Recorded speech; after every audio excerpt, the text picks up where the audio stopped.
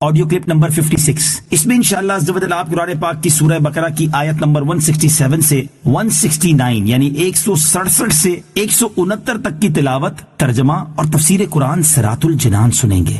بسم اللہ الرحمن الرحیم۔ ترجمہ: اللہ کے نام سے شروع جو نہایت مہربان رحمت والا ہے۔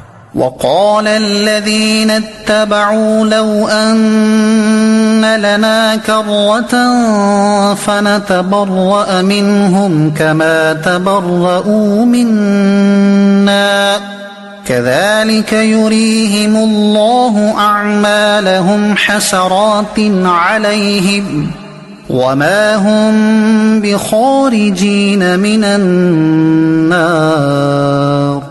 ترجمہ: اور پیروکار کہیں گے اگر ہمیں ایک مرتبہ لوٹ کر جانا مل جائے تو ہم ان پیشواؤں سے ایسے ہی بیزار ہو جاتے جیسے کہ ہم سے بیزار ہوئے ہیں۔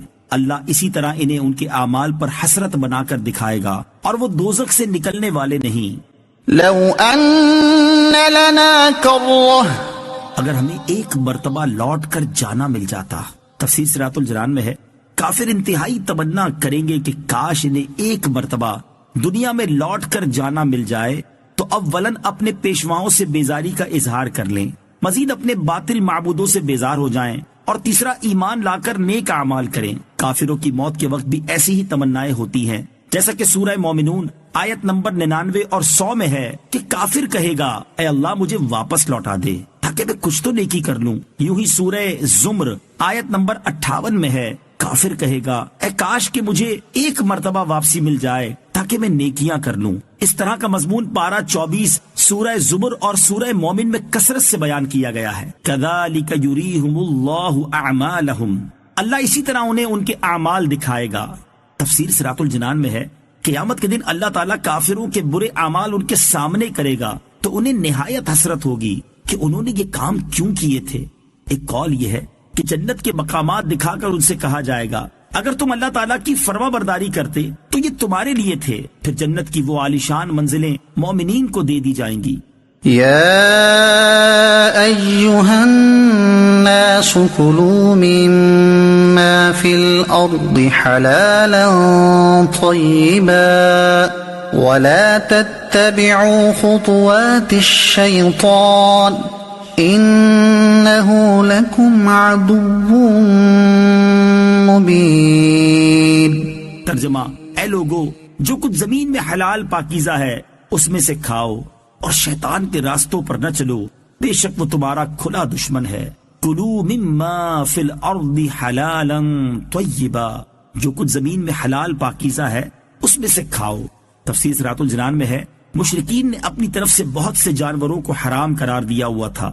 اس کی متعلق یہ آیت نازل ہوئی کہ زمین میں پیدا شدہ چیزیں اللہ تعالیٰ نے حلال کی ہیں اور لوگوں کے نفع کے لیے ہی انہیں پیدا کیا ہے، لہٰذا صرف ان چیزوں سے بچو جنہیں اللہ تعالیٰ نے خود منع فرما دیا، اور جن چیزوں سے اللہ تعالیٰ نے منع نہیں فرمایا وہ سب حلال ہیں۔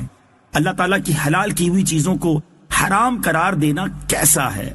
اس سے معلوم ہوا کہ اللہ تعالیٰ کی حلال کی ہوئی چیزوں کو حرام قرار دینا اس کی رضاکیت سے بغاوت ہے۔ مسلم شریف کی حدیث ہے کہ اللہ تعالیٰ فرماتا ہے جو مال میں اپنے بندوں کو عطا فرماتا ہوں وہ ان کے لیے حلال ہے، اور اسی حدیث میں ہے کہ میں نے اپنے بندوں کو باطل سے بے تعلق پیدا کیا، پھر ان کے پاس شیاطین آئے اور انہوں نے لوگوں کو دین سے بہکایا، اور جو میں نے ان کے لیے حلال کیا تھا اس کو حرام ٹھہرایا۔ انما یأمرکم بالسوء والفحشاء وان تقولوا علی اللہ ما لا تعلمون۔ ترجمہ: وہ تمہیں صرف برائی اور بے حیائی کا حکم دے گا، اور یہ حکم دے گا کہ تم اللہ کے بارے میں وہ کچھ کہو جو خود تمہیں معلوم نہیں۔ انما یأمرکم بالسوء والفحشاء، وہ تمہیں صرف برائی اور بے حیائی کا حکم دے گا۔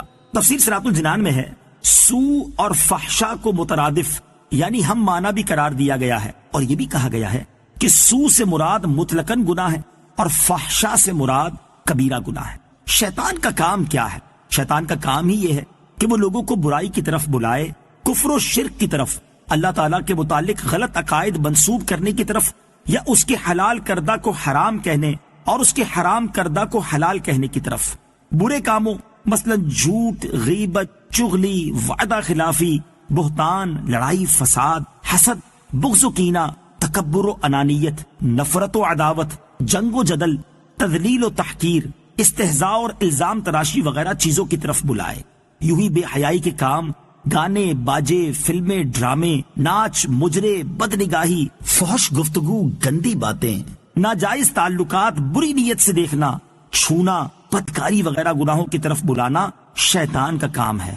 افسوس کی بات ہے کہ آج کل ان برائیوں میں سے بہت سی چیزوں کی طرف بلانے میں گھر والوں اور دوست احباب، گھر، بازار، معاشرہ، افسر وغیرہ کا تعاون یا ترغیب ہوتی ہے۔ کوئی آدمی نیکیوں کی طرف آنے کا سوچتا بھی ہے تو مذکورہ بالا افراد اسے کھینچ کر گناہوں کی طرف لے جاتے ہیں۔ اے کاش ہمیں اچھی صحبت، اچھا مطالعہ، اچھا گھرانہ اور اچھے دوست مل جائیں۔